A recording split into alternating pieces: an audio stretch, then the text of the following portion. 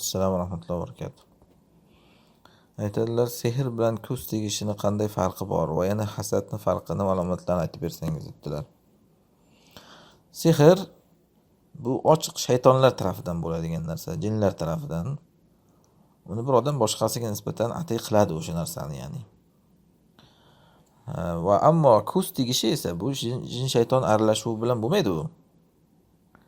Bu bir odamning o'zida bir qobiliyatdek narsa, ya'ni faxrlanadigan qobiliyat emas, lekin Alloh bergan shunaqangi xususiyat, unga jin shayton aralashmaydi. Ko'zning quvvatidan bo'ladi. Va uni kishi qasd qilmaydi ham ba'zan. Sehrni odam qasddan qiladi, ya'ni kimgadir o'ch akishib. Ammo ko'z tegishida odam uni qasddan qilmaydi u. Shunday qaraydi, ko'z tegib qoladi. Masalan, siz bor bir odamning oldida yutalasiz, qasddan yutalmaysiz. Lekin siz shunchaki tomog'ingiz qichigandan yutalasiz. O'shanda lekin tomog'ingizdan chiqqan o'sha viruslar unga kirib burnidan u ham kasal bo'lib qoladi. Ko'z tegishi shunga o'xshaydi demoqchiman. Odam uni qasd qilmaydi. Ba'zan qilgan taqdirda, lekin aslida qasddan bo'lmaydi u. Xo'p, lekin alomatlari o'xshaydi endi bir-biriga. Ko'z tegganda ham odam kasal bo'lib qolishi, sehrlanganda ham o'xshab ketadi, ya'ni. Faqat sehrlanganda odatda bu o'sha odamlar o'rtasini buzadi sehr. Er-xotinni, do'st birodarni.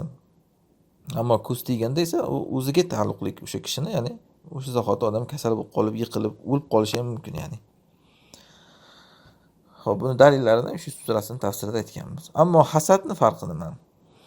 Bu hasad ham xuddi shu ko'z tegishidagi narsa, ya'ni.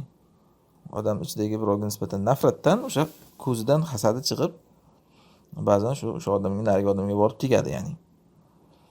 Faqat o'sha ko'z tegishini bir xosroq ko'rinishi hasad, ya'ni nafrat bilan qarashdan. Ammo har doim ham hasaddan kelib chiqmaydi ko'z tegish. Shunchaki bo'ladi ba'zan, yuqorida aytgandek. Ba'zan esa o'sha hasad odamning ko'ziga uradi, ya'ni ko'zidan chiqadi-da, keyin unga zarar beradi narigi odamga. Albatta bu yomon, hasaddan bo'lsa u gunoh. Tepadagi sehr ham xuddi shunday. Lekin hasaddan emas, sehrdan emas, shunchaki bir odam o'zi ko'z tegib qolishi uni aybi emas bu. Faqat o'sha zikrlar bor, ko'z tegishini oldini olish uchun mashalloh deb qo'yish kerak, shu odamga shu buyurilgan, ya'ni. Alloh alam.